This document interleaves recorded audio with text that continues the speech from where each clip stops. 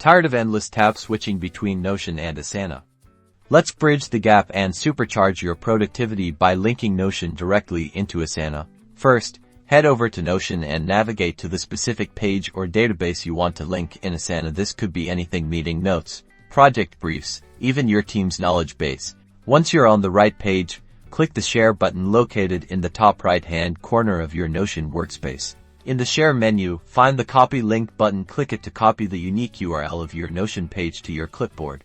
Now, switch over to Asana and open the specific task or project where you want to embed the Notion link. Click into the task's description field. Simply paste the Notion link you copied directly into the task description. You can also add some context or a short explanation of what the link is for.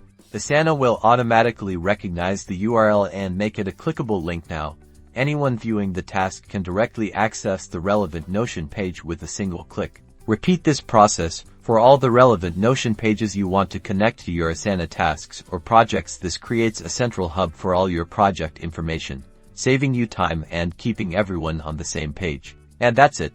You've successfully linked Notion to Asana. Enjoy the seamless workflow and boost in productivity.